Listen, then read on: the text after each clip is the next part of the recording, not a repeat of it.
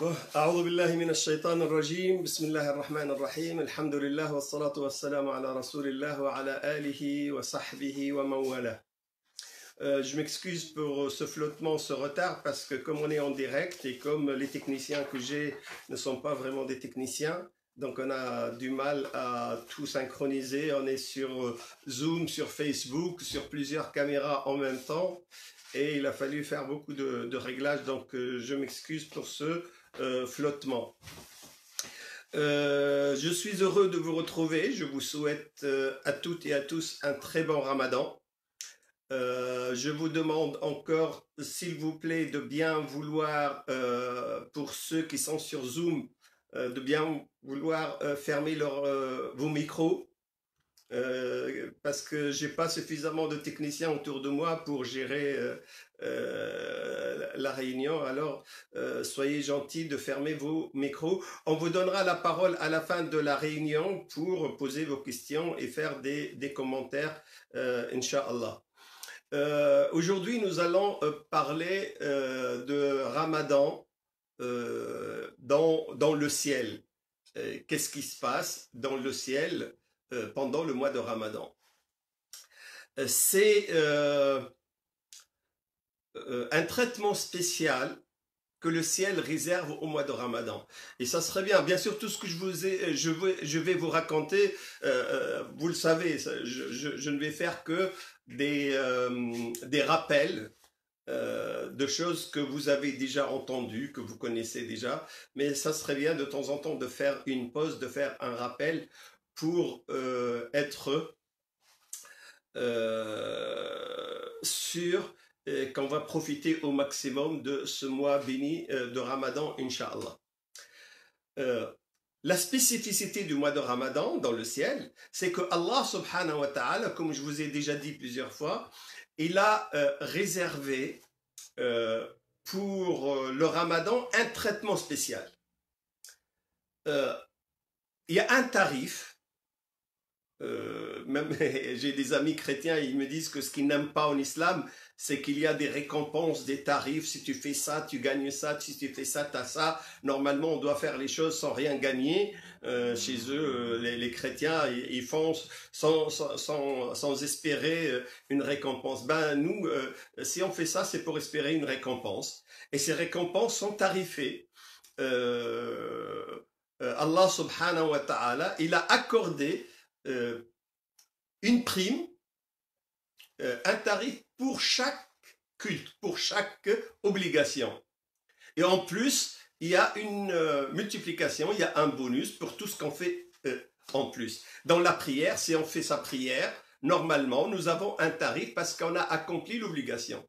Mais si jamais on fait la prière avec beaucoup de concentration, on a un bonus. Si jamais on fait la prière avec des versets particuliers, des sourates particulières, on a encore plus de récompenses. Si on fait la prière juste immédiatement après l'adhan, au début de l'horaire, on a encore d'autres récompenses. Donc vous imaginez, il y a le tarif de base, puis il y a le bonus qui s'ajoute selon l'état dans lequel nous sommes quand on accomplit le culte, quand on accomplit l'obligation. La zakat, elle a un tarif, le hajj a un tarif, l'amr bil ma'rouf, ordonner le bien, le convenable a un tarif. Et Allah subhanahu wa ta'ala, il dit toute action de Bani Adam, toute action d'Ibn Adam, toute action de la personne, de l'homme, et pour lui, c'est-à-dire qu'il sera récompensé selon ce tarif. Et d'ailleurs, les anges, ils sont formés pour, à chaque fois qu'il y a une obligation, qu'il y a un culte, eh ben, ils cochent la case correspondante pour mettre ça dans le dossier de l'adorateur. Allah subhanahu wa ta'ala, il a dit « Illa sawm fa innahu li » sauf le jeûne, là, il n'y a pas de tarif. C'est moi qui accorde, c'est Allah subhanahu wa ta'ala qui accorde la récompense. Et la récompense, comme a dit le prophète Mohammed sallallahu alayhi wa sallam, elle peut être 700 fois plus que le tarif normal, c'est-à-dire au lieu qu'on ait le tarif normal de la prière, de la zakat, de l'hajj, eh ben, ça sera un tarif multiplié par 700 fois. Ça peut être 7000 fois. Wallahu yudha'ifu liman yasha. Et Allah subhanahu wa ta'ala peut multiplier encore plus pour ses adorateurs. Donc, Dieu, il a exclu le jeûne de la gestion normale du culte pour réserver un traitement divin spécial pour le Ramadan. Et c'est cette spécificité, cette exclusivité qui fait que le Ramadan n'est pas traité de la même manière dans le ciel. Alors on va essayer de voir ensemble comment le ciel traite le mois de Ramadan. La première chose que le prophète sallallahu alayhi wa sallam nous a dit, puisque le Ramadan est récompensé exclusivement par Allah subhanahu wa ta'ala, la première chose, la première nuit, la veille du Ramadan, les portes du ciel s'ouvrent. Je vous ai déjà dit dans plusieurs des conférences et des séminaires que le premier ciel, c'est une sorte de, on va dire, une sorte de sphère. C'est comme la Terre. La Terre, elle est sphérique. Et nous avons le premier ciel. C'est une sphère qui englobe tout l'univers visible que nous connaissons, c'est-à-dire des milliards d'années-lumière, sont contenus dans le premier ciel. Et les milliards d'étoiles que nous voyons appartiennent exclusivement au premier ciel, le sama et dunya. وَلَقَدْ زَيَّنَّا السَّمَاءَ الدُّنْيَا بِمَصَابِيحَ. Nous avons décoré le premier ciel par des lampes, par les étoiles, les soleils. Donc tout ce que nous voyons, nous, les milliards de soleils, d'étoiles, n'appartiennent qu'au premier ciel. Dans le deuxième ciel, il englobe le premier. Donc c'est une sphère encore plus grande qui englobe entre autres le premier ciel. Et le troisième, c'est encore plus grand. Donc imaginez, comme les poupées russes, imaginez un ciel dans un autre, dans un autre, dans un autre. Et entre un ciel et un ciel, il y a une distance que le prophète sallallahu alayhi wa sallam, dans des hadiths, il a dit, on peut compter la distance de 500 ans ou 500 000 ans, c'est-à-dire c'est une distance astronomique qu'on peut même pas calculer. Mais ces sphères ont des portes. On ne peut pas accéder d'un ciel à un autre facilement. Il y a une gestion très rigoureuse pour passer d'un ciel à un autre. Bien sûr, Ash-Shayatin, avant l'avènement de l'islam, avait la possibilité d'accéder au premier ciel, juste pour voir les anges, les scribes qui sont en train d'écrire les dossiers des gens, et ils écoutaient, ils espionnaient les anges. Avec l'avènement de l'islam, ces portes ont été fermées, on a mis des gardiens, on a mis une surveillance, personne ne peut accéder parmi Ash-Shayatin, parmi Al-Jinn, qu'ils peuvent courir des distances incroyables, mais ils ne peuvent plus. Depuis l'avènement du Muhammad sallallahu alayhi wa sallam, ils ne peuvent plus accéder au ciel. Donc, il y a des portes qui sont fermées et le passage, il est réglementé. Seulement, la veille du Ramadan, les portes des ciels s'ouvrent. Et quand on dit les portes des ciels s'ouvrent, en réalité, elles s'ouvrent dans un sens unique. C'est-à-dire, il y a la miséricorde de Dieu qui descend, il y a les biens du ciel qui descendent, mais le mal de la terre, de la création ne monte pas. Et ça, c'est un bienfait immense. Alors imaginez, je vous laisse un peu imaginer le spectacle. La veille du Ramadan, vous avez l'ordre qui est donné à toutes les portes de tous les cieux de s'ouvrir. Alors imaginez, vous entendez le grincement de toutes les portes qui s'ouvrent, mais pour laisser passer toute la miséricorde de Allah subhanahu wa ta'ala et empêcher le mal de monter.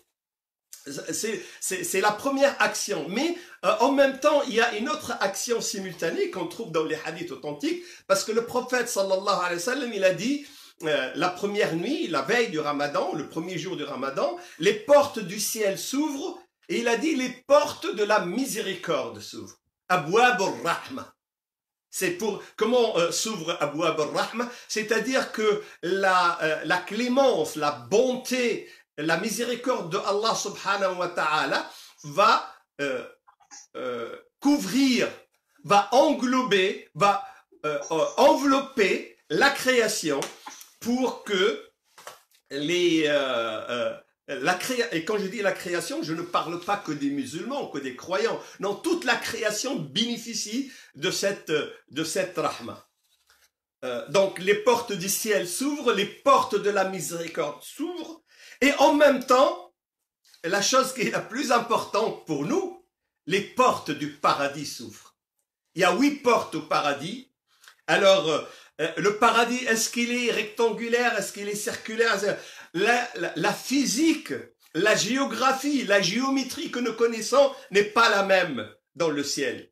On n'a pas la pesanteur, la force de Newton, on n'a pas ni la physique quantique, ni la physique de Newton. C'est une autre physique, c'est une autre manière de concevoir l'espace et le temps, mais nous allons imaginer, avec notre imagination limitée d'un être limité, nous allons imaginer le paradis comme un grand jardin entouré de 8 grandes portes.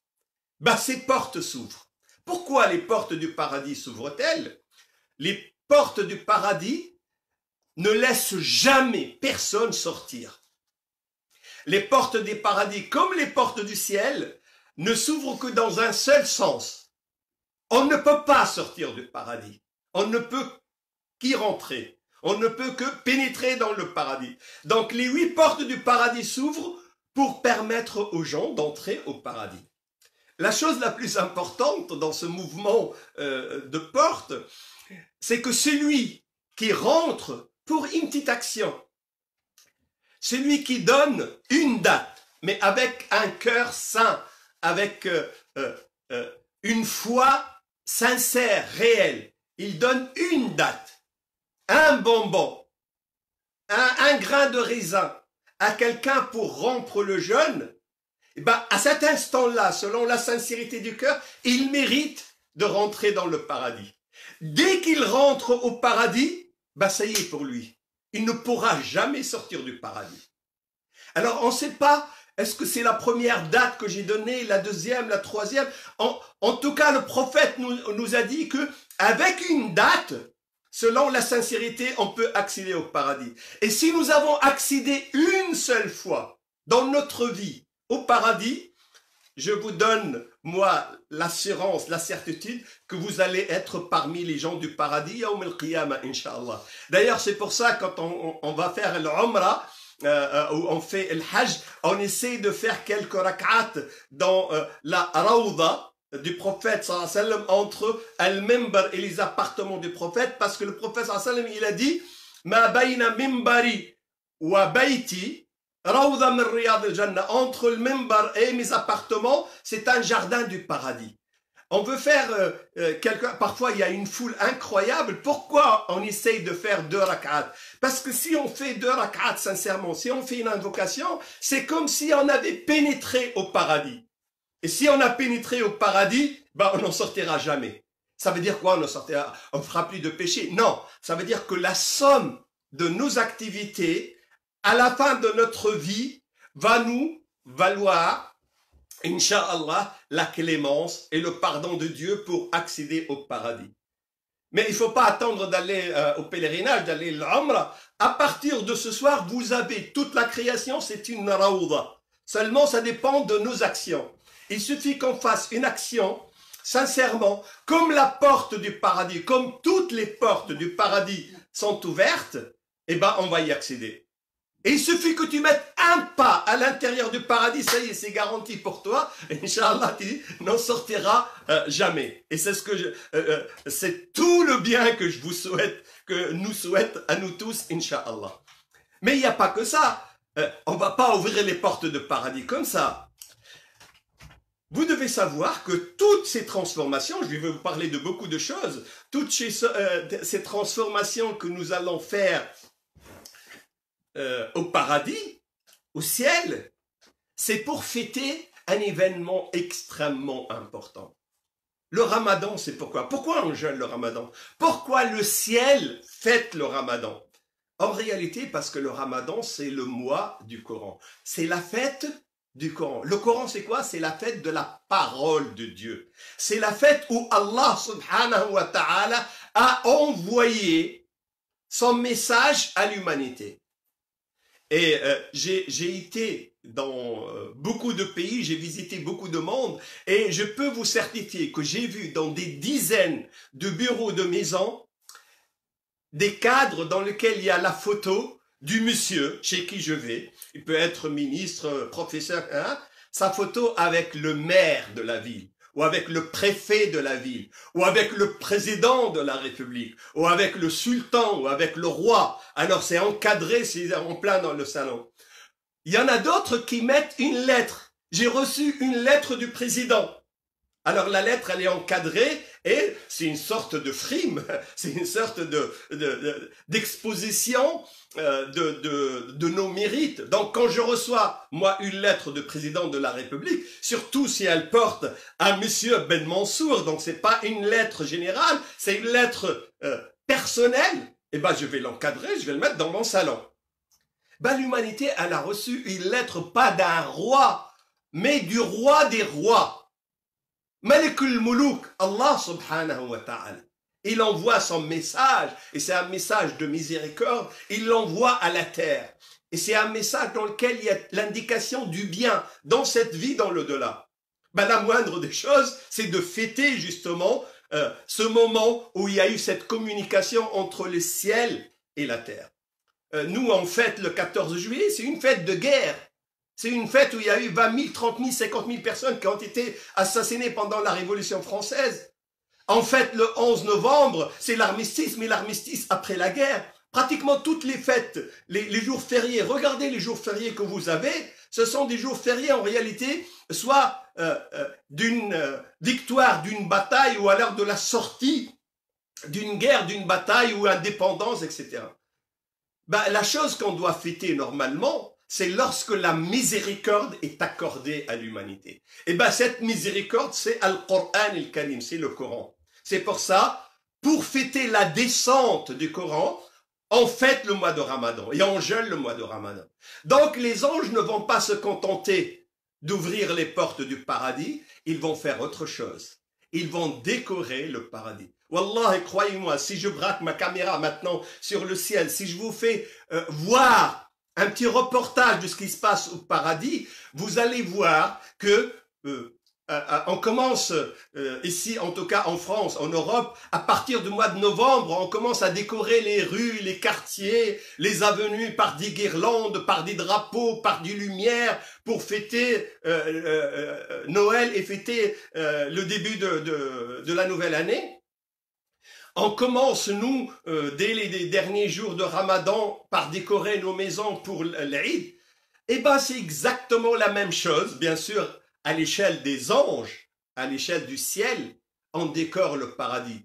On va dépoussiérer. Enfin, quand j'ai dit dépoussiérer, c'est entre parenthèses. Il n'y a pas de poussière au paradis. On n'a pas besoin de passer l'aspirateur au paradis. Mais on décore. Ça veut dire quoi, on décore? C'est-à-dire, toute chose, c'est quelque chose que notre cerveau a du mal à concevoir, mais toute chose sera embellie.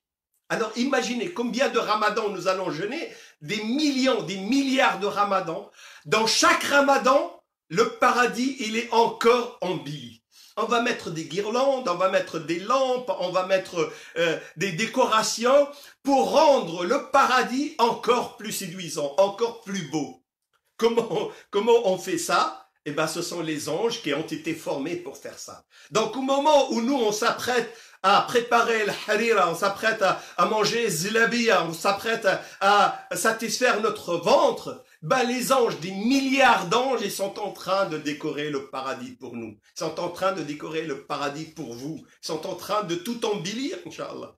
Et c'est un mouvement réel. Je parle pas de quelque chose de fictif, je parle pas de quelque chose d'imaginé. On a des hadiths authentiques, on a même des versets. Wallahi, dès la première nuit, là, il y a une nuit, le ciel, tout le ciel est mobilisé pour ouvrir les portes du ciel, les portes de la miséricorde, les portes du paradis pour décorer Al-Jannah. Et puis, Allah subhanahu wa ta'ala, il leur a dit, vous voyez les portes là du paradis, il y a une porte spécifique. Vous devez la décorer autrement. Et vous devez faire un canal qui vient directement de Hawdun Nabi, du bassin du prophète sallallahu alayhi wa sallam, pour avoir un petit bassin à côté de cette porte. Cette porte, elle s'appelle Ar-Rayyan. Il n'y a qu'une catégorie de personnes qui rentrent par cette porte, ce sont les gens qui ont jeûné le Ramadan. Alors, à la fin du mois, ceux qui a réellement jeûné avec foi et sincérité, il entendra son nom cité au ciel. On va l'appeler monsieur tel et tel, toi t'as jeûné Ramadan imanan wa ihtisaban, avec foi et avec l'espoir de la récompense. On t'a accordé de rentrer, d'accéder au paradis par cette porte particulière. Parce que ceux qui rentrent par cette porte, ils ont des récompenses beaucoup plus importantes que les autres. Mais quand tu rentres, dès que tu arrives au niveau de cette porte, on te dit non, là on va te donner, il y a un bassin, on prend une coupe en or, on prend de l'eau et on te donne à boire une gorgée. C'est de l'eau qui vient de Hawdun Nabi sallallahu alayhi wa sallam. On a fait une dérivation spéciale pour toi. Peut-être dans la foule, peut-être t'as pas eu le temps de boire directement de ce bassin. Eh ben, toi, t'as pas besoin de faire la file d'attente, t'as pas besoin d'attendre, t'as pas besoin d'avoir la foule. Toi, il y a quelqu'un qui vient, tu es un VIP, tu es une very importante personnalité, donc on va venir te chercher, on te dit tu passes par cette porte, et voilà, tu bois. Et le Nabi sallallahu alayhi wa sallam, il nous dit, Man shariba minha, fala yadma'u ba'daha abada. Une fois tu as bu de cette eau, tu ne sentiras plus jamais la soif. Tu seras rassasié éternellement. Mais est-ce que ça veut dire que je vais rien boire après? Non. Nous allons boire des milliards de boissons délicieuses, mais on va les boire, ce n'est pas parce qu'on a soif, mais parce qu'on a envie, parce que c'est juste pour le plaisir, c'est juste pour le délice de boire ça. Donc nous allons non seulement rentrer par cette porte Rayyan, mais nous allons aussi en plus boire de cette eau. C'est bien. Mais malheureusement, moi j'ai beaucoup de tentations dans cette vie. La famille, parfois c'est un bonheur, mais parfois c'est vraiment une calamité. Le patron, parfois c'est quelqu'un de bien, parfois c'est vraiment une calamité. Les cousins, les cousines, le travail, le professeur, les étudiants, la femme, les enfants, les parents, ils peuvent être quelque chose de bien, comme ils peuvent être quelque chose de très éprouvant. Et tu peux être tenté par les femmes, tenté par l'alcool, tenté par la drogue, tenté par la cigarette, tenté par le pouvoir, tenté par la richesse, tenté par la célébrité, tenté par toutes les choses qui peuvent te dévier du droit chemin. Et si tu es tenté, et si tu succombes, eh ben tu vas aller en enfer. Tu vas pas. Les portes du paradis, certes, elles sont ouvertes, mais toi, tu n'as pas la chance d'y aller. Alors Allah subhanahu wa ta'ala, à l'occasion de ce mois, il fait un autre geste. Le ciel va avoir une autre démarche. Dieu donne l'ordre, les Zabaniya, de fermer les 7 portes de l'enfer. Donc, tu vas aller où? Les portes de l'enfer sont enfermées, sont fermées. Et les portes du paradis sont ouvertes. Vous savez, à la fin du mois de Ramadan, c'est lui qui va aller en enfer après la fin du mois de Ramadan. C'est quelqu'un qui a réellement insisté, qui a tout fait pour ne pas voir les portes du paradis et pour forcer les portes de l'enfer. Non, moi je vais être grillé dans le feu, laissez-moi rentrer, laissez-moi rentrer. Il va bousculer Az-Zaban, il va bousculer les anges pour se jeter dans le feu. Parce qu'il n'y a absolument aucune raison, tout a été fait pour éviter justement d'aller dans le feu.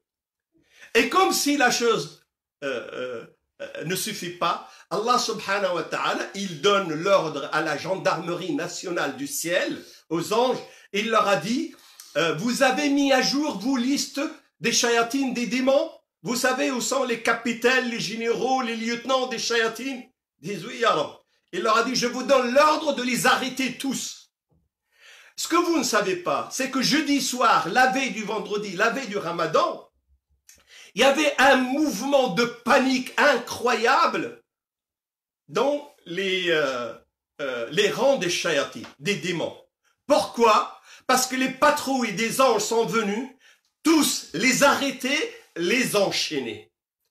Tout saffad, tout salsal.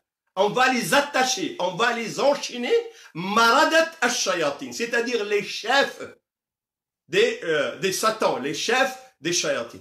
Alors si jamais pendant le mois de Ramadan, tu as encore la possibilité de faire le mal, tu dois être sûr que ce mal-là ne vient pas de shaitan qui va te chuchoter le mal dans ton oreille, il vient de ton propre nafs, vient de toi-même. Parce que Allah subhanahu wa ta'ala, il a enchaîné, il a arrêté, il a emprisonné, il a enfermé les démons. Alors, regardez, imaginez le ciel. Heureusement que nous, surtout par cette histoire de confinement, on ne pense pas trop à ça. Mais je vous ai dit, si je braque la caméra sur ce qui se passe au ciel, vous allez voir le mouvement, les patrouilles des anges qui arrêtent tous les shayatines, qui les enchaînent, qui les enferment. C'est un confinement obligé. Et ce n'est pas parce que les shayatines, ils ont le coronavirus, mais parce qu'il y a le ramadan. C'est parce qu'Allah subhanahu wa ta'ala, il donne toute la chance aux musulmans d'accéder à son pardon, d'accéder, incha'Allah, au paradis. Et Allah subhanahu wa ta'ala va détacher une partie des anges et va leur dire, vous avez qu'une seule mission. Bien sûr, nous avons des anges qui inscrivent nos bonnes actions, d'autres qui notent nos mauvaises actions. Nous avons des anges qui nous protègent. Vous n'avez pas, vous, d'appareil photo, de caméra spéciale ange. Si vous avez ça, si vous mettez, vous appuyez sur play, vous allez voir, vous êtes entouré d'une dizaine. Chaque musulman, il a au moins 10 anges autour de lui. Il y a des anges qui ont une seule mission. C'est de noter as-salat ala nabi. Quand il dit Allahumma salli ala Muhammad, Allahumma salli ala nabi Muhammad, wa aliha, les anges, il y a un ange sur la lèvre supérieure, un autre sur la lèvre inférieure, ils ne font que ça. Il y a des anges qui nous protègent. Au lieu de trébucher dans le salon, tu vas te casser la jambe, tu vas avoir mal, parce que Shaitan, il a mis juste la chaussure, il a mis juste le fil de faire un repas, c'est juste devant toi, pour que tu te casses la figure. Eh bien, les anges, ils vont te sauver. Al-Hafada. Mais en plus des anges qui font leur travail continuellement, il y a des patrouilles qui sont spécialement dédiées à cette mission. C'est quoi la mission? Ce sont al-malaika ash-shuhud qui vont venir, qui vont voir tous les jours qu'est-ce que fait le musulman, qu'est-ce que fait la musulmane. Est-ce qu'ils fument? Non. Est-ce qu'ils boivent? Non. Est-ce qu'ils mangent? Non. Est-ce qu'ils font des choses qui annulent le jeûne, comme la médisance, comme le mensonge, comme l'insulte? Non. Alors ils notent ça et ils montent au ciel. Tous les soirs, Allah subhanahu wa ta'ala, regardez cette chose. J'aimerais que vous fassiez attention à ça. Tous les soirs, quand on dit le soir, c'est une manière pour nous de fixer le temps. Parce que le soir, chez nous en France, ce n'est pas le soir à la Mecque, ce n'est pas le soir en Australie, ce n'est pas le soir en Amérique. Mais après chaque période, après quelques heures, ces anges montent au ciel avec leur témoignage. Ce ne sont pas les anges qui ont écrit. Il y a d'autres qui écrivent que nous avons jeûné, nous avons fait la prière. Non, non, non. Ça, ce sont juste une patrouille spécialement pour les témoignages. Et ils montent pour délivrer leur témoignage à Allah subhanahu wa ta'ala. Seulement, avant qu'ils commencent à délivrer leur témoignage, avant qu'ils disent « Ya Rab, inna wajadnahum sa'imina qa'imin » ils étaient en train de faire la prière la nuit, le jeûne le jour. Avant de parler, Allah subhanahu wa ta'ala tire le rideau sur la terre. Et vous savez ce qui se passe? Les anges regardent la terre, tous les musulmans sont exposés, quel que soit leur pays. Et celui qui jeûne, il a une lampe. C'est une caméra infrarouge, si vous voulez. Elle ne va déceler que la lumière de musulman. Et selon sa sincérité, selon la rigueur de son jeûne, selon la multiplication de ses bonnes actions, la lumière va être plus ou moins dense, plus ou moins intense. Et quand Allah tire le rideau, il dit Unduru, regardez. Il parle à qui? Il parle à des milliards d'anges. Unduru ibadi, regardez, regardez-les, regardez comment ils scintillent de partout, regardez comment ils sont éclairés de partout. Et les anges, ils savent que si les musulmans sont éclairés, s'il y a des lumières, c'est parce qu'ils ont jeûné, ils ont prié, ils ont fait des bonnes actions. Et on voit ça partout sur terre. Tout autour du globe, partout les anges voient ça. Et Allah subhanahu wa ta'ala, avec beaucoup de fierté, avec beaucoup de bonté, avec beaucoup de clémence, avec beaucoup de miséricorde, il dit, vous voyez, Ushhidukum, je vous prends tous en témoin. Anni qad ghafartu lahum, je leur pardonne. Et en plus, il prend 1000, comme a dit le prophète, 1000, c'est-à-dire 1 million de personnes. Ils disent, ce million-là, chaque nuit, chaque soir, quand les anges témoins montent, avant même qu'ils donnent leur rapport, Allah subhanahu wa ta'ala, il pardonne à tout le monde. Quand on dit il pardonne à tout le monde, il pardonne à tout le monde qui mérite d'être pardonné. Bien sûr, celui qui commet des péchés, celui qui a le cœur complètement enveloppé par les mauvaises actions, il ne mérite pas le pardon. Mais tous ceux qui... Et quand je parle de l'kaba'ir, les grands péchés, mais les petits péchés, etc., Allah subhanahu wa ta'ala les pardonne. Et en plus de ça, il prend 1 million tous les soirs. Il dit, ce million-là, ils n'ont même pas besoin de passer par la case compte, rapport, etc., je leur pardonne, ils accèdent directement au paradis. Ben, imaginez, tous les soirs, il y a 1 million de personnes. Ben, on peut être parmi ce million. C'est vrai qu'il y a 1,5 milliard de musulmans, mais rien n'empêche que toi, moi, nous, on peut être parmi ce million. Et d'ailleurs, Inch'Allah, moi je prends l'engagement, si jamais je suis parmi ce million, je vais tous vous embarquer avec moi, Inch'Allah. Mais si l'un de vous, il est parmi ce million, il devrait s'engager devant nous de nous embarquer tous avec lui, Inch'Allah. Et à la fin du mois de Ramadan, Allah subhanahu wa ta'ala, il va faire la même chose, mais il va prendre le même nombre qu'il a pris chaque nuit. Chaque nuit, 1 million. À la fin du mois, si le mois dure 30 jours, ça fait 30 millions de personnes en une seule nuit. Donc nous avons 30 millions, puisque tous les jours 1 million, et 30 autres millions, à la fin, ça fait 60 millions, ça fait pratiquement la population de la France. 60 millions de personnes. Ça, ce sont des gens, c'est sans bidouni hisab. Ça, c'est juste un geste divin. C'est la miséricorde de Allah subhanahu wa ta'ala. Je vous ai dit au début que Allah subhanahu wa ta'ala ouvre les portes de la miséricorde, de rahma. Donc, il va prendre 1 million de personnes pour qu'ils soient pardonnés. Mais sinon, après, il va demander à ses anges témoins, alors, comment vous avez trouvé? Comment vous avez... ils vont témoigner. Ya Rab, on les a trouvés en train de faire la prière. Nous les avons trouvés en train de faire le jeûne. Et ils espèrent, Ya Allah, ils espèrent accéder à ton paradis. Ya Rab, ils espèrent éviter ton enfer, éviter ta colère.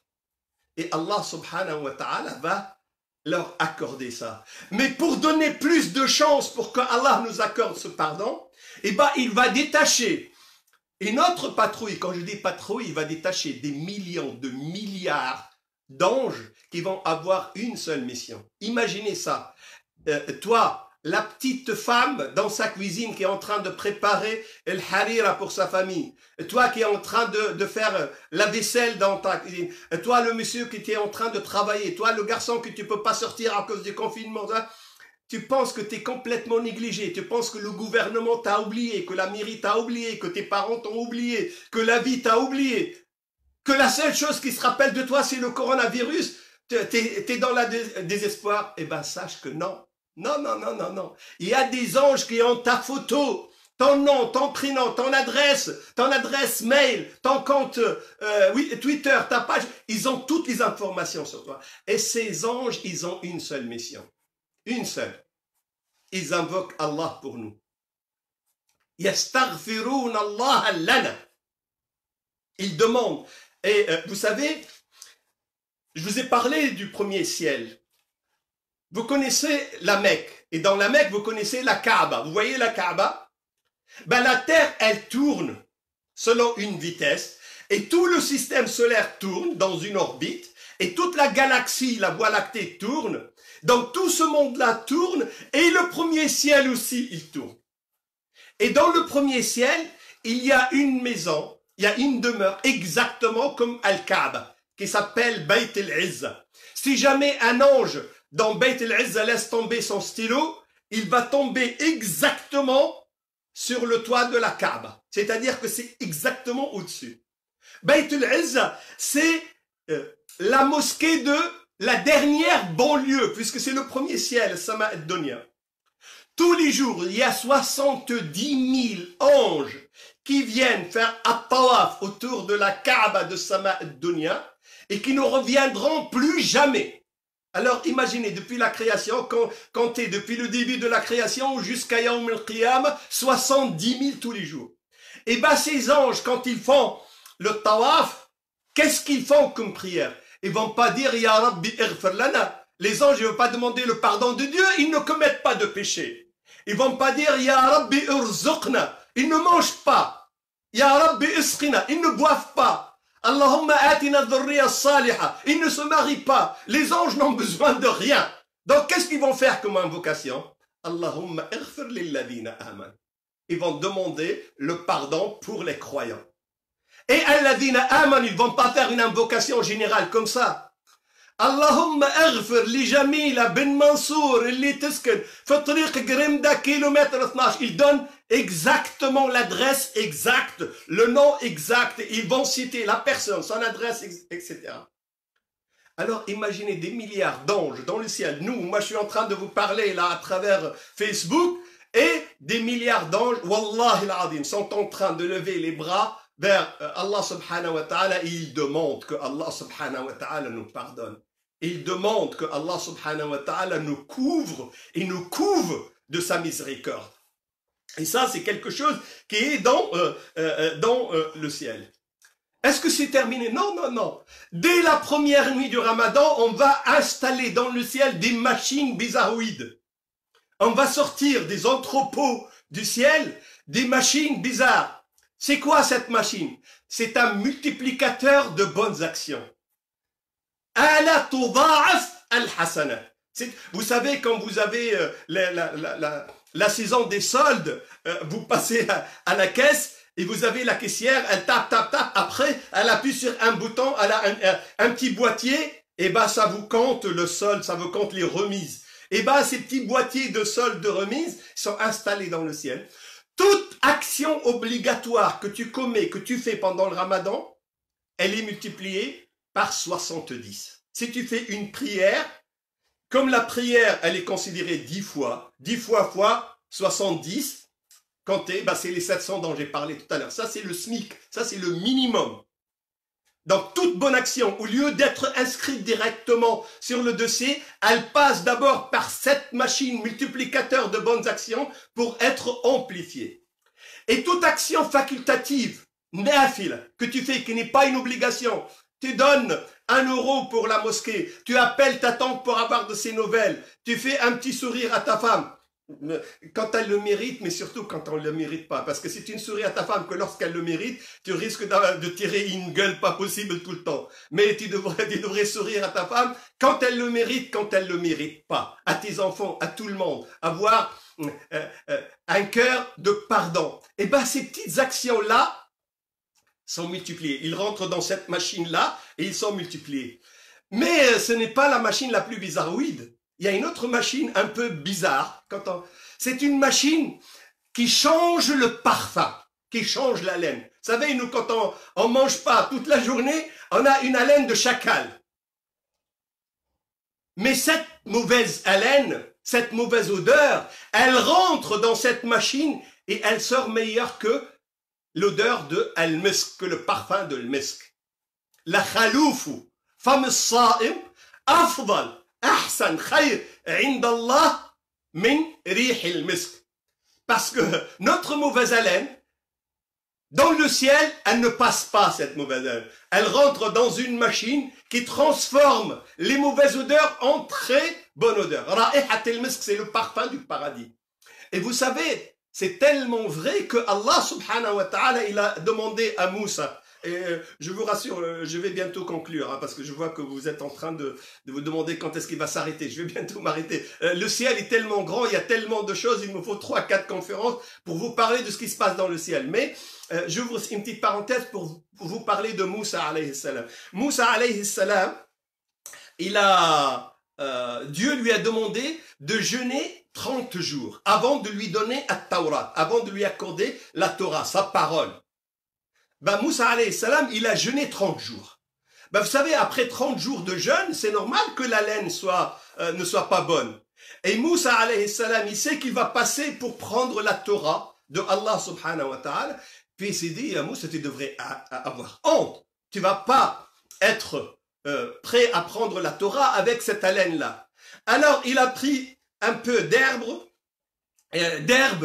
et il a commencé à mâcher et à se brosser les dents pour changer la laine. Il a pris de la menthe, il a mâché de la menthe, il s'est essuyé les dents avec de la menthe pour avoir une bonne haleine. Seulement, quand Allah devrait lui donner la Torah, la machine de changement d'haleine a sonné. Et pourquoi? Parce qu'elle s'attend à avoir une mauvaise odeur, elle a une bonne odeur. Et Allah subhanahu wa ta'ala lui a dit, qu'est-ce que tu as fait, Moussa? Mais qu'est-ce que tu as fait?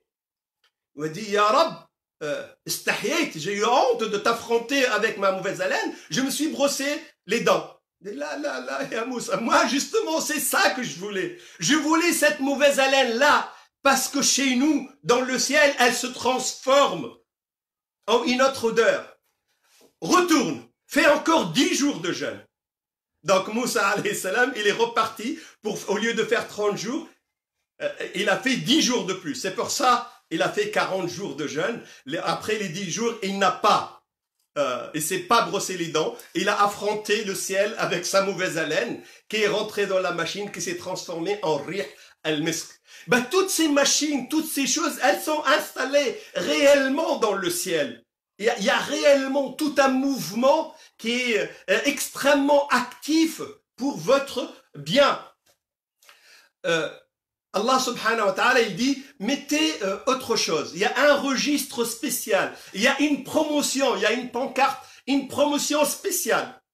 Pour chaque musulman qui jeûne, si jamais il donne quelque chose pour que quelqu'un d'autre rompe le jeûne, quand on dit quelque chose, ça peut être 1 euro, ça peut être un dirham, un dinar, ça peut être quelques dates, ça peut être un bol de soupe. Mais pour nous, comme on peut pas, on peut donner aux voisins, ou alors on doit participer à des kits, comme nos frères à Beauvais qui font un travail, machallah, formidable. Je les ai vus, je suis vraiment fier d'eux, les gens de Beauvais.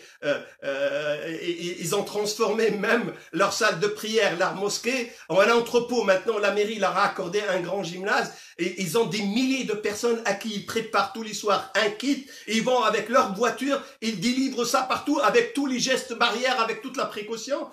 Ces gens-là, man fattara sa'iman, c'est lui qui donne à rompre le jeûne à un jeûneur. Allah subhanahu wa ta'ala, il dit, vous lui gardez sa récompense à ce jeûneur, mais vous lui donnez en plus la récompense de l'autre personne. Donc la promotion, vous aurez 2 récompenses. Et comme ta récompense, elle est multipliée, comme on l'a dit tout à l'heure, par 700, tu as la deuxième récompense qui est aussi multipliée par 700. Alors imagine le gain incroyable que tu vas avoir. Je peux pas terminer avant de vous dire 3-4 choses. C'est que Allah subhanahu wa ta'ala, il nous donne 3 occasions de pardon.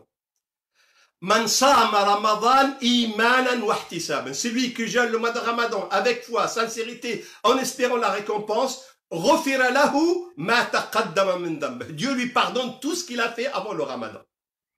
Mais si jamais j'ai pas jeûné comme il faut parce que pour une raison ou pour une autre, man qama Ramadan imanan wa ihtisaban. T'as la deuxième chance. Si tu fais la prière de la nuit, al-qiyam, Allah subhanahu wa ta'ala, il te pardonne. Man qama Ramadan imanan wa ihtisaban ghufira lahu ma taqaddama min dhanbihi.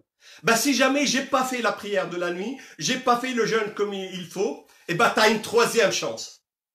Man qama laylatal qadr imanan wa ihtisaban. T'as une nuit, la nuit du destin. C'est une nuit parmi les récompenses. Pendant le mois de Ramadan, mais ça je le laisse pour la prochaine fois, je vais vous parler de cette fameuse nuit où à la fin du mois de Ramadan, la nuit de destin, il y a des choses qui se passent, des choses formidables. Il faut absolument qu'on sache, il faut absolument qu'on aille faire un reportage sur ce qui se passe la nuit de destin. Mais cette nuit de destin, la troisième chance, c'est que Allah subhanahu wa ta'ala te pardonne tout ce que tu as fait avant.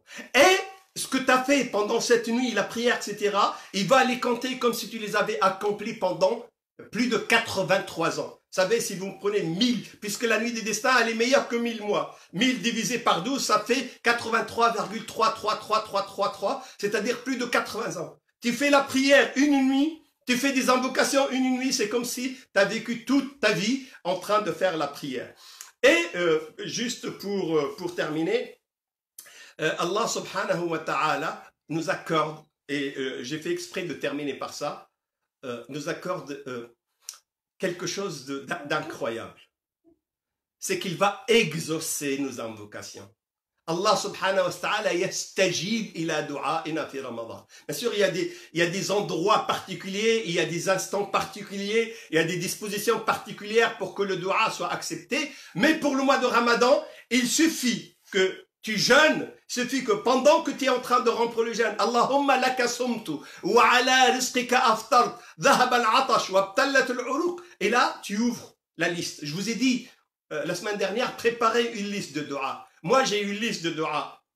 Et tu dis Allahumma ehdi awladi. Oh mon Dieu, guide mes enfants. Allahumma urzuqni rizqan. Oh mon Dieu, augmente ma subsistance dans le halal.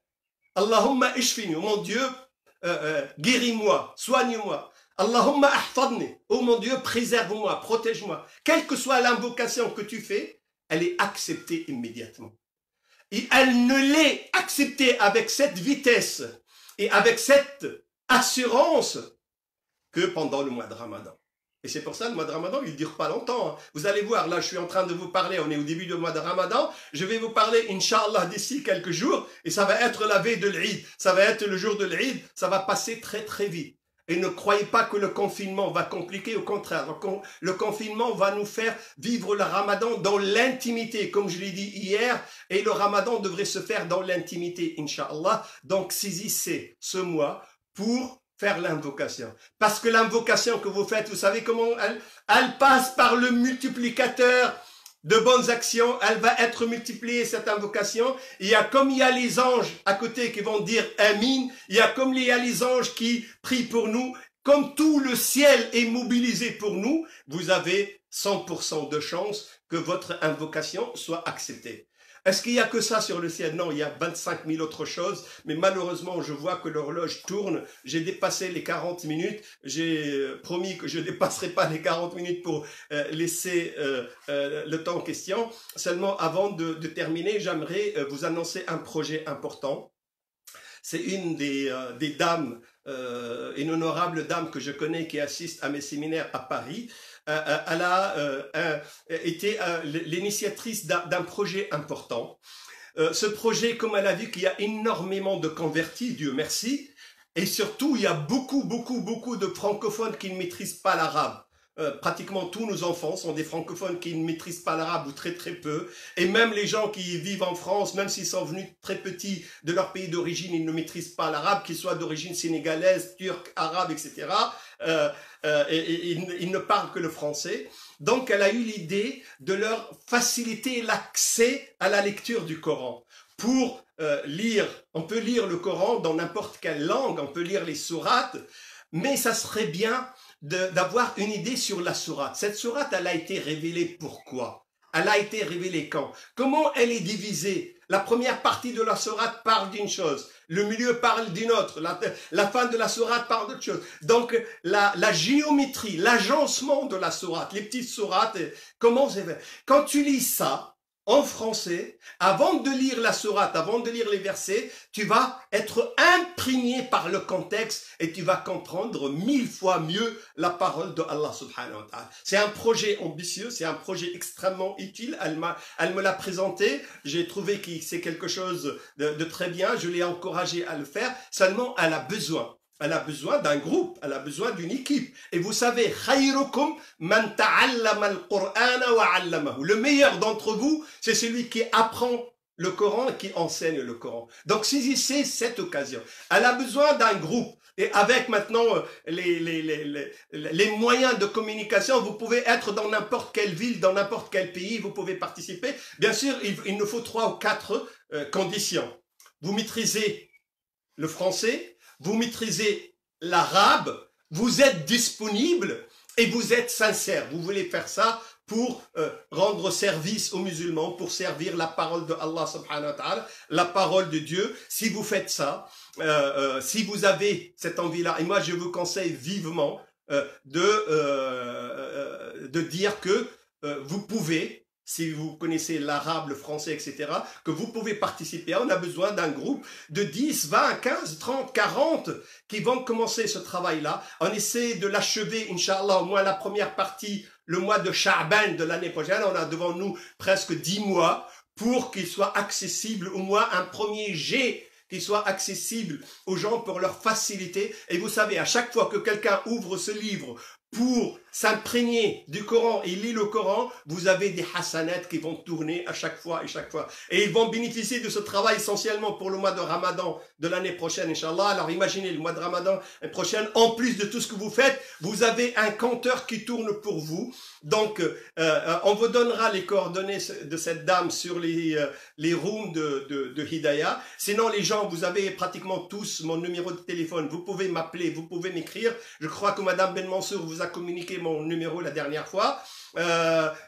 Sinon, je vous rappelle, moi je suis en France, donc vous mettez 0033, après 6 82 50 97 06. Et vous pouvez m'appeler jour et nuit. Si je ne réponds pas, c'est parce que soit je suis en train d'enregistrer, soit je suis en communication, ou alors je suis occupé en train de faire la prière ou en train de dormir. Mais même si vous ne me trouvez pas, je vous rappelle après. Essayez de communiquer avec SMS, pas avec WhatsApp, parce que j'ai des millions de WhatsApp, avec SMS, et vous pouvez m'appeler si jamais vous avez besoin d'autres renseignements. Mais en tout cas, on mettra tous les renseignements avec les documents que je vous ai promis la dernière fois, que j'ai pas finalisé malheureusement, sur les invocations, sur le programme de Ramadan. Je crois qu'on va les poster soit cette nuit, soit demain, Inch'Allah.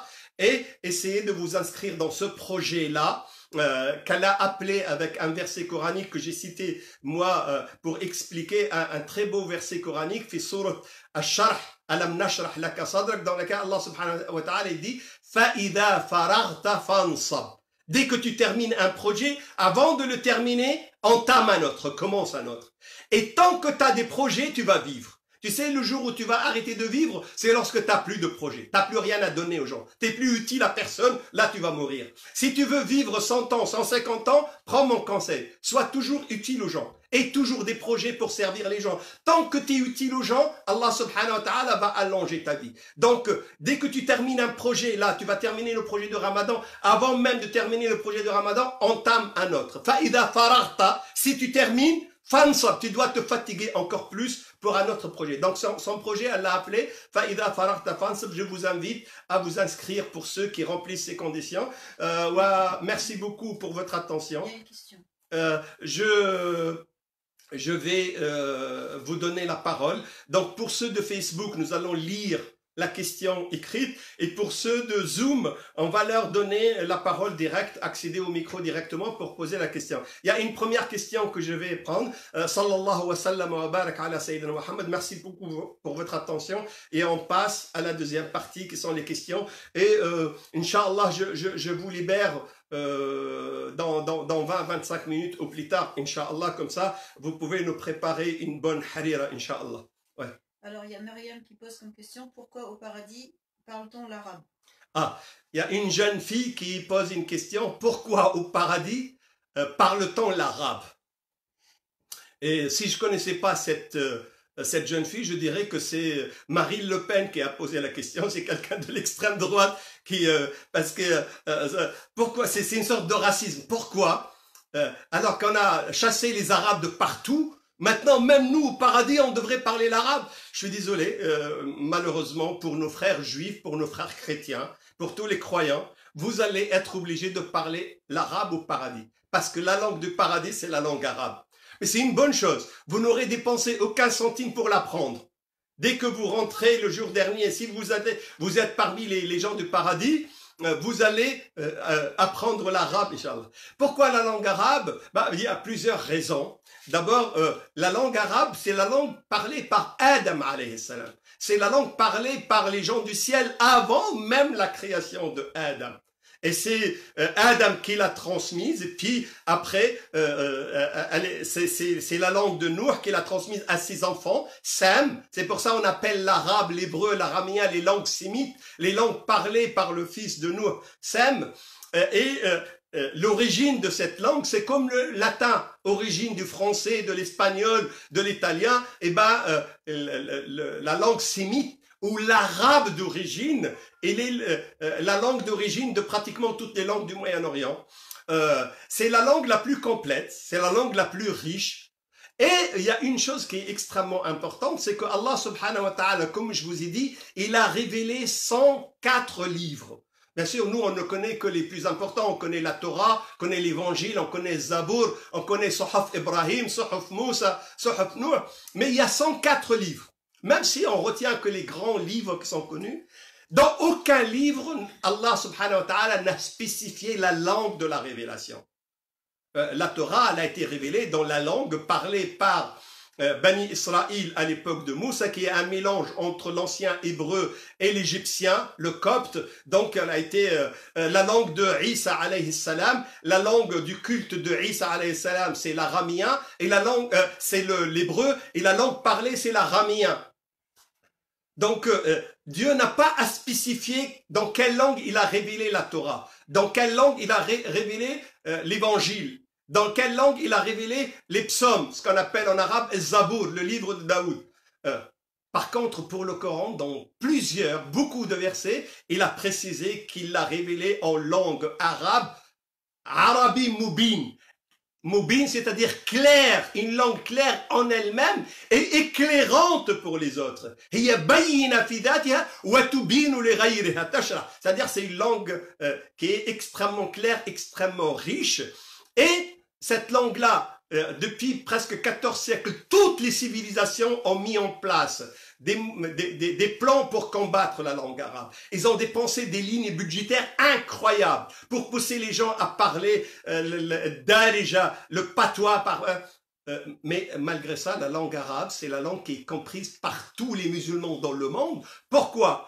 Parce qu'elle est sauvegardée par la sauvegarde du livre de l'islam qui est Al-Qur'an. Inna nahnu nazzalna dhikra wa inna lahu lahafizun. Comme Dieu, il a pris en charge de préserver Al-Qur'an al-Karim, comme l'arabe c'est la langue du Coran, donc je vous assure que la seule langue qui ne subira aucune disparition, c'est la langue arabe tant que le Coran existera et le Coran ne sera élevé que quelque temps juste avant Yawm al-Qiyam, avant le jour dernier, c'est-à-dire dans des millions et des millions d'années. Donc c'est pour ça, cette langue-là, elle est préservée par Allah subhanahu wa ta'ala, et ça sera la langue parlée par les gens du paradis.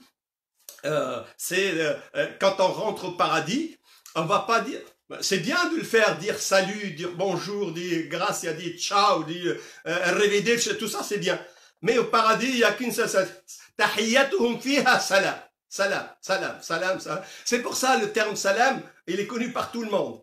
Et d'ailleurs, quand je veux dire quelque chose de gentil à quelqu'un, il me dit, bon, pas de salam aleik, hein, pas de salam aleik. C'est-à-dire pas de gentillesse. Les gens inconsciemment, même les gens qui sont contre l'islam, inconsciemment, ils savent que les salam aleik, c'est une flatterie, c'est une bonne chose. Et ben, les salam aleik au paradis seront en langue arabe. Et pour ceux qui ne maîtrisent pas l'arabe, pas de problème, pas de panique. Essayez d'apprendre l'arabe, mais si vous n'arrivez pas, si vous êtes sincère, vous allez le parler au paradis, Inch'Allah. Donc, je prends une question de Zoom. La personne qui veut... alaykoum assalam. Là, attendez, quand vous donne la parole, que les gens ne parlent pas comme ça tout de suite. Donc celui qui veut parler, lève la main. Soit avec le geste, vous avez les 2 personnes ou 3 personnes que je vois, parce que tout le monde est derrière. Je ne sais pas pourquoi j'utilise Zoom pour voir un écran noir. Tout le monde est caché derrière sa caméra, mais enfin c'est pas grave. J'ai le plaisir de voir Fatima Laouni, mon ministre de WhatsApp. J'ai le plaisir de voir Michael, mon chef belge, masha'Allah. J'ai le plaisir de voir, je crois, Marie-Noël, de voir ma sœur Jamila. Enfin, tous les autres, ils sont escamotés. Donc, soit vous levez la main si votre caméra elle est ouverte. Sinon, vous avez, vous allez dans conversation, en bas de conversation, vous avez levé la main, vous mettez, je vois le signe, et ma modératrice ici, elle va vous donner la parole. Bon, là, je vais donner la parole à Basma, puisqu'elle a parlé. Je t'écoute, Basma. Salam alaikum. وعليكم السلام ورحمة الله وبركاته. قبل كل شيء أنا فرحانة برشا اللي أنا مسلمة وعربية، يعني هذه النعمة من عند ربي سبحانه وتعالى. لكن سمعت يعني نعمة ربي ونعمة الصوم ونعمة أن ربي سبحانه وتعالى سعيد بينا، أن احنا من صيام ومن قيام، وأن احنا وعشنا في الجنة لحظات، عشنا نعمة الجنة، عشنا رائحة الجنة. وانت ذكرت في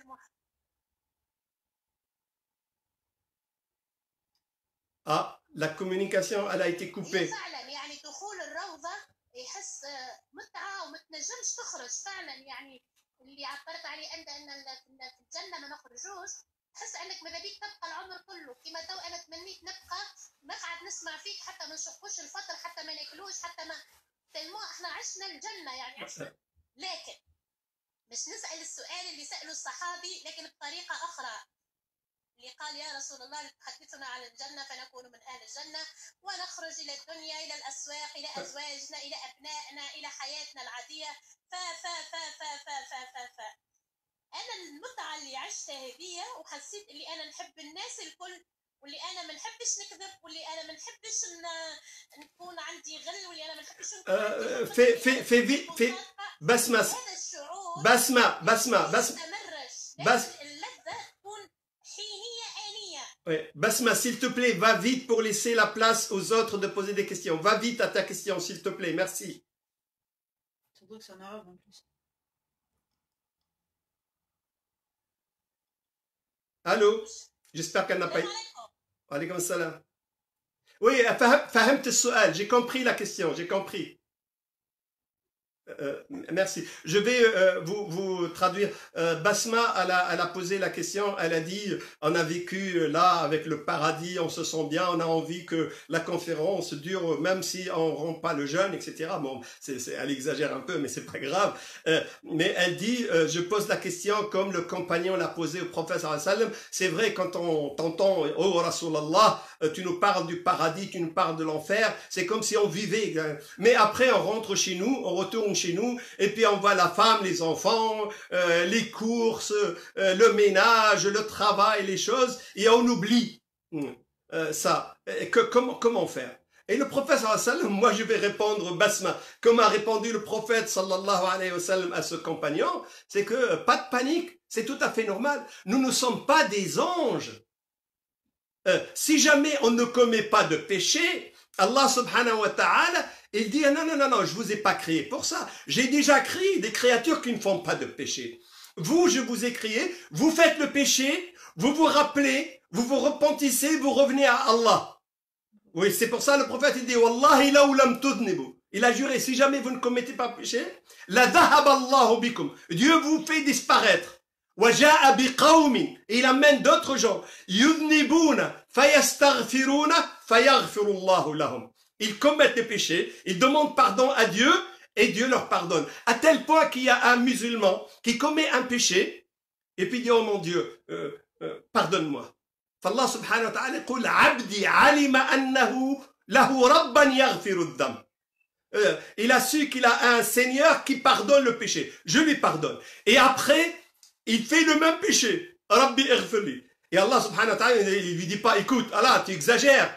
Non, il dit, Abdi, aznaba dhanban, wa alima anna lahu rabban, yaghfiru dhanb. Inni ghafartu lak. Il a su qu'il a un Seigneur. Et combien de fois?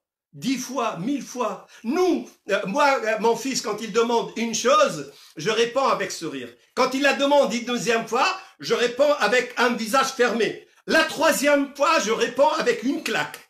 Je n'ai pas de patience. Allah subhanahu wa ta'ala, tu peux lui demander 1000 fois, 100 000 fois. Allah nous aime mieux que nos parents. Il nous aime mieux que nous-mêmes. Donc, pas de panique. Ne faites pas le péché exprès. Ne planifie pas le péché. Mais si jamais tu commets le péché, et nous sommes tous des gens faibles, tu dis, Rabbi zalamtu nafsi, wa amiltu su'an faghfirli. Oh mon Dieu, j'ai commis un péché, pardonne-moi. Et c'est pour ça, at-tawba, c'est le compteur de tawba, il marche. Vous savez, at-tawba, c'est dans le cœur, il y a un cœur qui pompe. At-tawba comme notre muscle cardiaque qui pompe le sang à chaque seconde. Et c'est pour ça que je vous ai dit la dernière fois que l'invocation que vous devez répéter le plus possible, Allahumma ighfirli. Et d'ailleurs, si tu veux être riche, dis Allahumma ighfirli. Si tu veux être beau, dis Allahumma ighfirli. Si tu veux être célèbre, dis Allahumma ighfirli. Si tu veux être puissant, dis Allahumma ighfirli. Parce que si Dieu te pardonne, eh ben, il t'accorde tout le reste. Il te donne absolument tout. Mais si Dieu ne te pardonne pas, s'il te donne la richesse, elle va être la cause de ta perte. S'il te donne la célébrité, elle va être la cause de ta perte. S'il te donne la beauté, elle va être la cause de ta perte. Mais si Dieu te pardonne, il va t'accorder tout le reste. Donc, ma sœur Basma, pas de panique. C'est normal que quand on écoute le rappel, il est bénéfique pour les croyants. Mais après le rappel, on rentre dans la cuisine, on trouve que tout n'est pas prêt, on trouve, et puis il y a le mari qui gueule à tort et à travers, puis il y a les enfants qui n'aident pas, qui font tout pour compromettre le travail, puis il y a l'horloge qui tourne, puis il y a la facture qu'il faut payer, puis il y a le téléphone, il faut répondre. Mais bien sûr, on peut dire un mot de travers, on peut faire un geste de travers, on peut, etc. Mais parce que nous sommes des êtres humains, pas de panique, demandez à Dieu de vous pardonner et Allah subhanahu wa ta'ala vous pardonne. Mais si jamais vous voulez avoir ce sentiment-là, que vous multipliez la participation à des conférences. Il y a des centaines, Dieu merci, de conférenciers, de savants partout dans le monde. Essayez d'avoir le maximum de personnes à écouter pour avoir un rappel continuel. Essayez de vivre avec le Coran al-Karim. Vous savez, le Coran, il a un goût, il a une saveur. Mais ce goût-là, il est multiplié par, je ne sais pas combien, 700 fois pendant le mois de Ramadan. Moi, quand je récite le Coran en dehors de Ramadan, il a un goût. Pendant le Ramadan, il a une autre saveur. Récitez le Coran, faites les invocations et ne paniquez pas. C'est pas grave, vous allez commettre des travers, des fautes, des péchés. Où Allah subhanahu wa ta'ala, Ghafurur Rahim. Et notre question de Facebook. Alors, salam alaikum, est-ce que je peux faire salat nawafil avec le Coran? Merci beaucoup. La dame ou le monsieur demande est-ce qu'ils peuvent faire la salat nawafil, les salats facultatives avec le Coran. Bien sûr. Vous savez comment j'ai fait tarawih? J'ai fait deux nuits de tarawih avec ma famille. Moi, je fais l'imam. Je vous ai dit, j'ai mis la table à repasser, parce que c'est la table la plus haute, on l'a mise au maximum. J'ai mis un petit meuble, j'ai calé le grand livre de Coran dessus, et puis, après l'Isha, on a fait ça en groupe. Après, pour chaque rak'at, je lis une page.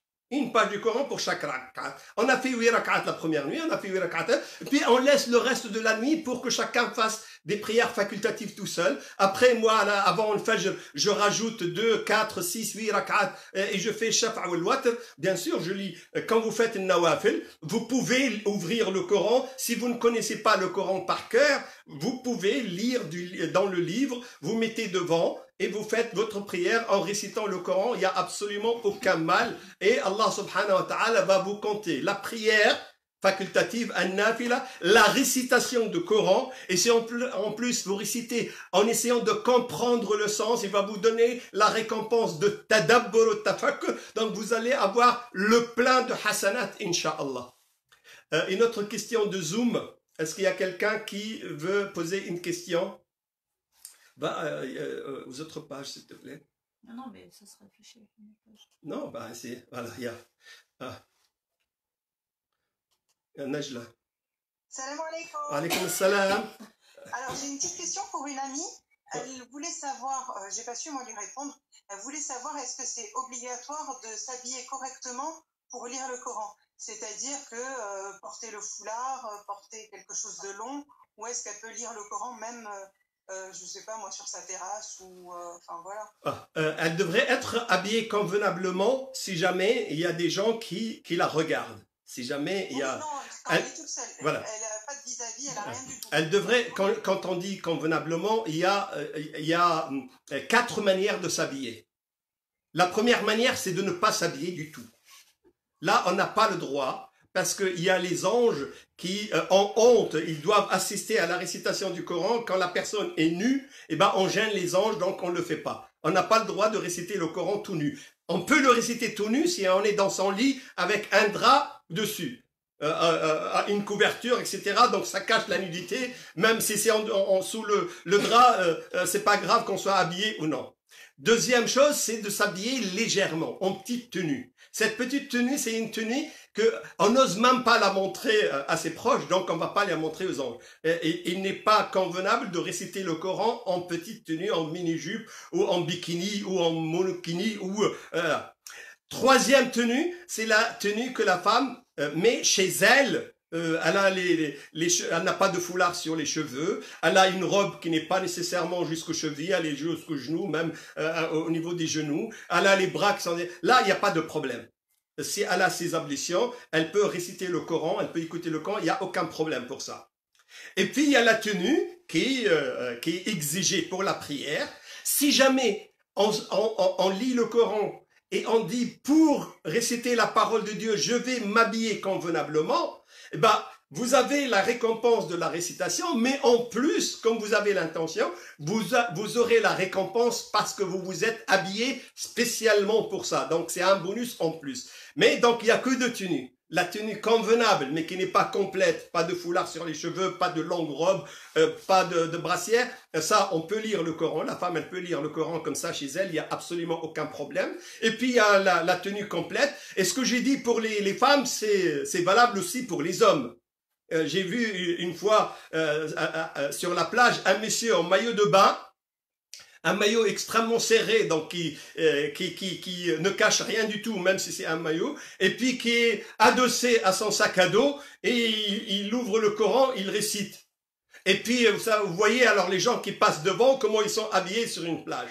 Et puis, lui, il pense que c'est bien, puisque je regarde des choses interdites, et puis, mais le fait de lire des versets, ça, non, il faut être poli, il faut être convenable avec la parole de Dieu, donc il faut s'habiller pour les hommes, pour les femmes, d'une manière convenable. Ça veut dire quoi, une manière convenable? C'est-à-dire, notre habit, moi, chez moi, je ne suis pas costume cravate tout le temps. Je peux lire le Coran en pyjama, je peux lire le Coran en soutane, je peux lire le Coran avec et ma femme avec un bonnet ou même pas du bonnet du tout. Elle peut lire le Coran si elle n'a pas le foulard, elle peut lire le Coran si ses bras sont découverts. Il n'y a aucun problème du moment où nous avons nos invocations avec tout le respect qu'on doit à la parole de Dieu.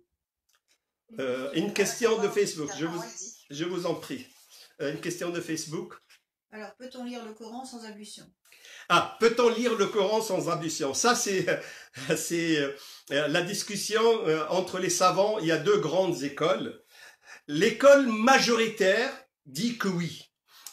Mais j'explique. Pas dans la prière, bien sûr, parce que la prière n'est acceptée que si on a les ablutions. Mais la récitation facultative du Coran, beaucoup de savants, la majorité, ils disent, vous devez avoir les grandes ablutions. Ce qui est interdit, c'est de lire le Coran si on n'a pas ces grandes ablutions. Mais si on n'a pas les petites ablutions, c'est pas grave. Et cet avis, je pense qu'il est le plus logique parce que on autorise la récitation du Coran quand on est dans l'enseignement. Quand on enseigne le Coran, même si la femme est indisposée, elle a le droit de venir dans la classe et de venir même dans une salle de prière pour l'apprentissage. Quand on apprend quand on apprend l'histoire, la philosophie, la civilisation, la sunna, n'importe quelle science, et qu'on est obligé de lire des versets coraniques, fi maïdan, fi majal at-ta'lim, on peut réciter le Coran sans ses ablutions, bien sûr. Mais quand c'est facultatif, tu es chez toi, tu prends le livre, tu peux le réciter sans les petites ablutions, mais tu devrais obligatoirement avoir les grandes ablutions. bien sûr, c'est la même chose que j'ai dite pour l'habillement. Si tu fais tes ablutions avec l'intention de lire le Coran, c'est beaucoup mieux parce que tu auras beaucoup plus d'anges qui vont témoigner, qui vont assister. Parce que si tu as tes petites ablutions, les anges vont venir pour le Coran et pour toi. Si tu n'as pas tes petites ablutions, les anges vont venir seulement pour le Coran. Parce que les anges sont purs, ils aiment la personne qui est pure. Mais il n'y a pas de problème, vous pouvez lire, que ce soit oralement, de tête, si vous avez appris, que ce soit du livre. Si vous n'avez pas al-wudu, mais si vous avez al-ghusl, si vous avez les grandes ablutions, vous n'avez pas les petites ablutions, il n'y a pas de problème, vous pouvez réciter le Coran, Inch'Allah. Question de Zoom. Bon, apparemment, tout le monde commence à avoir faim. Non, j'ai des questions. Je vais, donc, il n'y a pas de questions de Zoom. On va prendre des questions sur... je vous reviens tout à l'heure, Najla. On prend une question de... Alors, acheter un bien en location, accession, est-elle halal? Le montant sera payé sans faire de crédit. Est-ce qu'on peut acheter quelque chose échelonné, sans crédit, sans intérêt? Bien sûr. Ce qui est interdit, c'est l'intérêt, c'est l'usure, c'est ar-riba. Maintenant, si vous voulez, je peux discuter avec nos frères responsables de la Ligue islamique du Nord de Villeneuve-d'Ascq. Si jamais j'accorde une séance, un séjour, juste pour ces questions de fiqh, on peut consacrer une séance rien que pour ça, qui n'est pas nécessairement liée au sujet d'aujourd'hui. Encore qu'il y a des chirs, nous avons Dar al-Fatwa, il y a des chirs, il y a Dr Ahmed Jaballah, il y a Dr Ounais Qarqah Abou Salman, il y a Dr Al-Arbi al-Bishri, il y a beaucoup de gens qui sont, vous avez dans le nord, vous avez l'imam Ahmed Miktar, vous avez beaucoup d'imams qui sont spécialisés, qui peuvent vous aider peut-être plus que moi. Je vais discuter pour consacrer une séance pour les questions de al-fiqh, Inch'Allah. Et vous pouvez poser les questions pour l'achat, etc. Mais on peut acheter n'importe quel bien avec des mensualités, quel que soit le montant des mensualités, du moment où il n'y a pas d'intérêt, du moment où il n'y a pas de riba.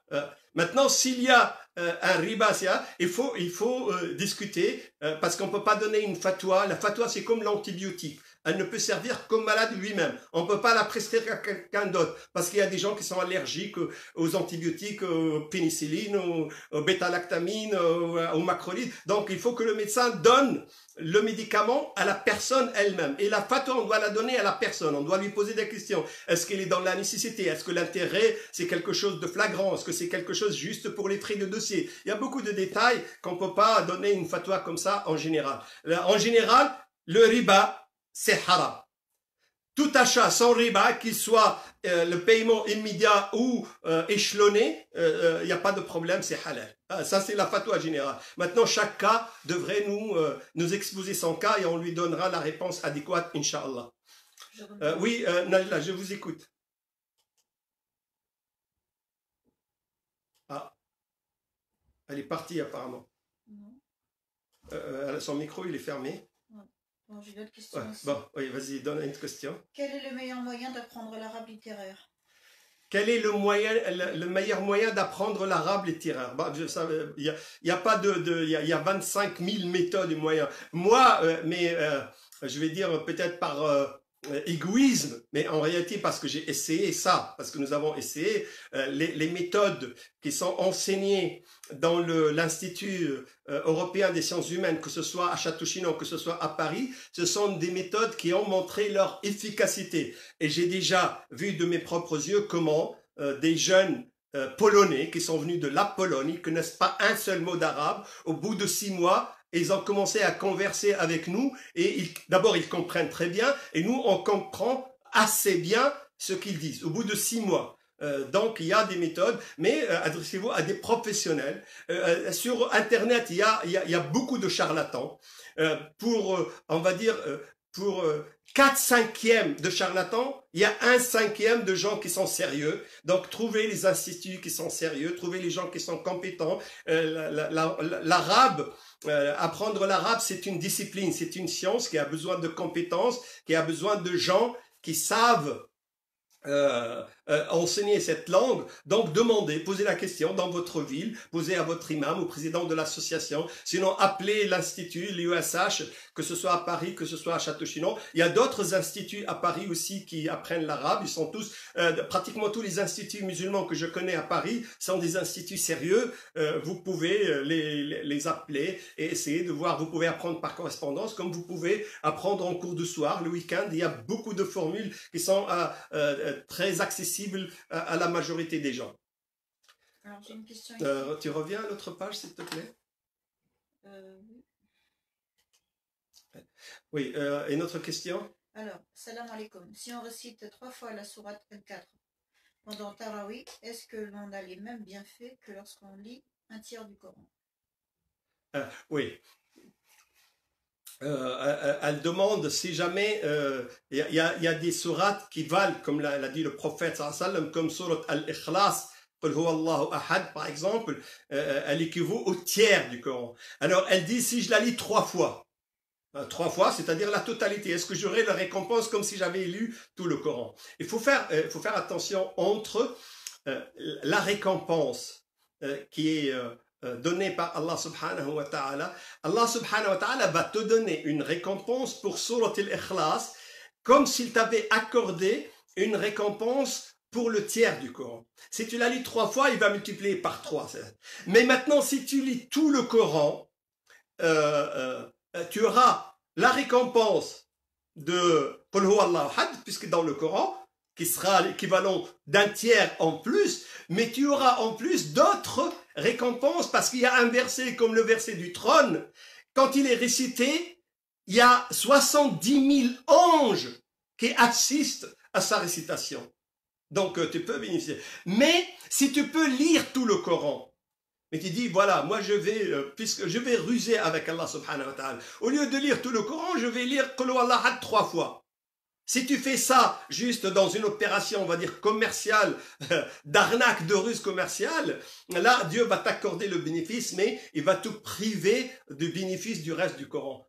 Si tu ne sais pas lire, si tu ne peux pas lire, si tu ne connais que cette sourate-là, cette intention-là te voudra la récompense comme si tu avais récité tout le Coran, avec, bien sûr, ce que j'ai rappelé plusieurs fois, l'intention que, mon Dieu, facilite-moi d'apprendre ton livre. Facilite-moi l'accès au Coran. Tu as l'intention d'apprendre le Coran. Tu as l'intention d'apprendre plus. Même si tu meurs avant, l'intention, elle est là. Mais comme tu ne connais que cette sourate, tu vas la répéter plusieurs fois, ben tu vas être récompensé sur ton intention. Et Allah subhanahu wa ta'ala, karim, généreux, il va t'accorder le maximum de bénéfices, incha'Allah.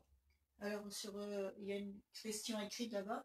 Salam, merci pour tout. Quelle place accorder à la dunya par rapport à l'au-delà? Je parle de limite. Ah, quelle place? Vous savez, à dunya, la dame, elle pose une question. Non, monsieur.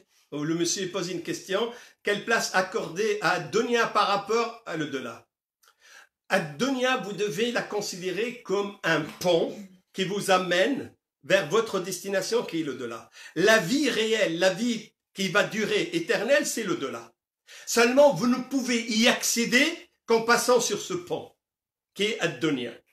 Donc, si jamais le pont est mal entretenu, ben vous risquez de plonger dans le vide. Et le vide, en dessous, il y a Jahannam, il y a le feu. Vous pouvez, si jamais le pont n'est pas entretenu, il peut y avoir une butée, une contrainte, quelque chose qui vous empêche d'y aller, vous allez perdre. Si le pont n'est pas bien entretenu, vous ne pouvez pas y accéder. Donc vous devez entretenir le pont pour qu'il soit valable, mais juste un pont, juste l'entretien.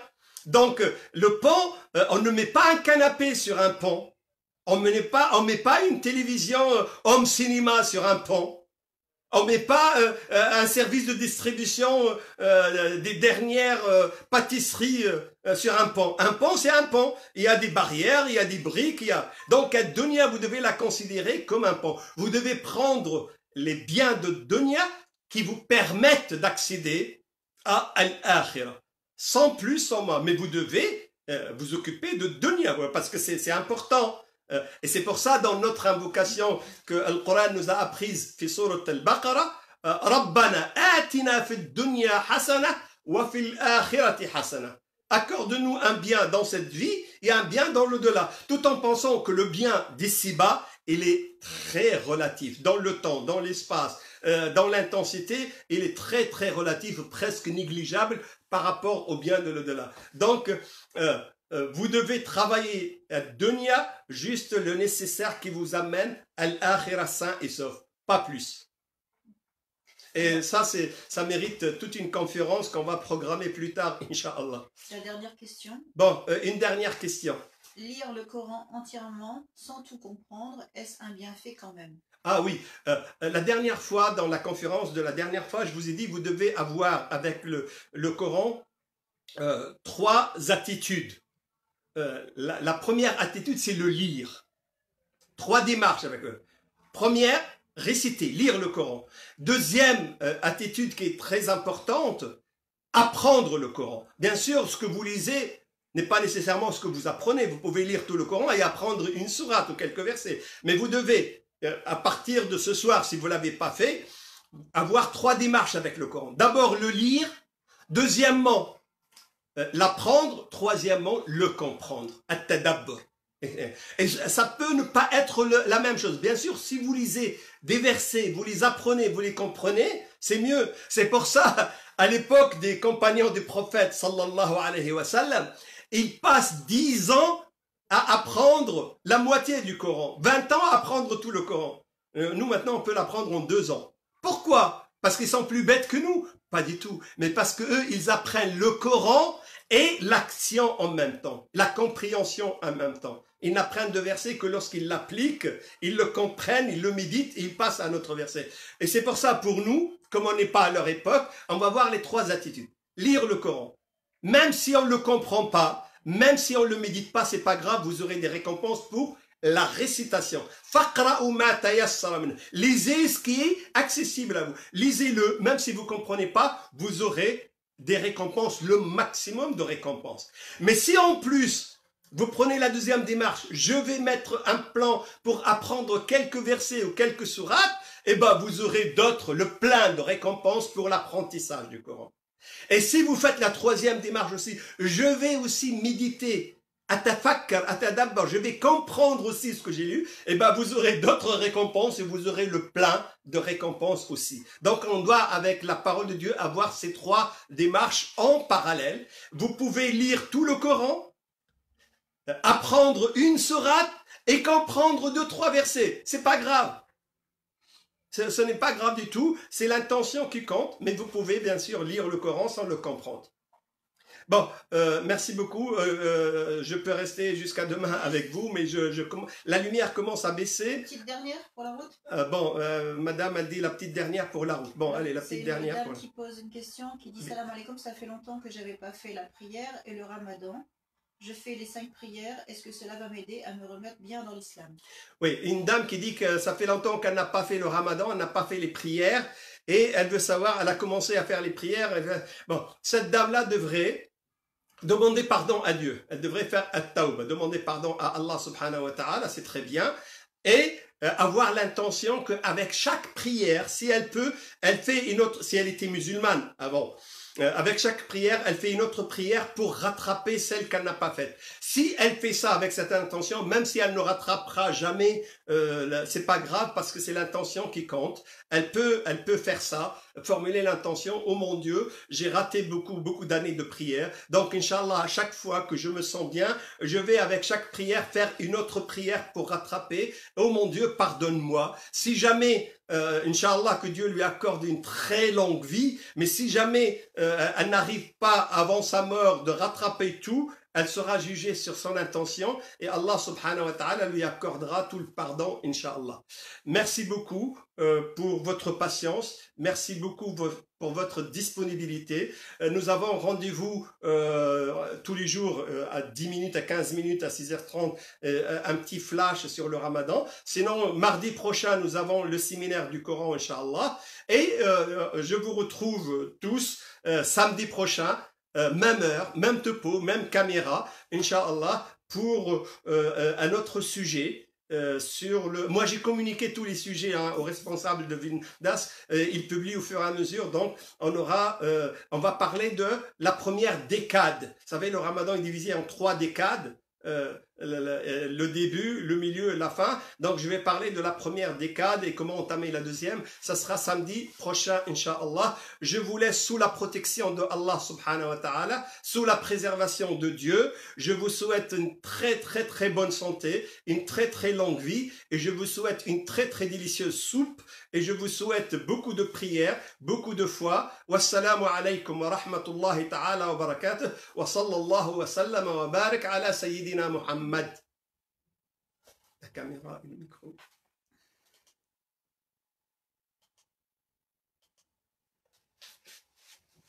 J'arrête là immédiatement. Je sais pas que je te dis.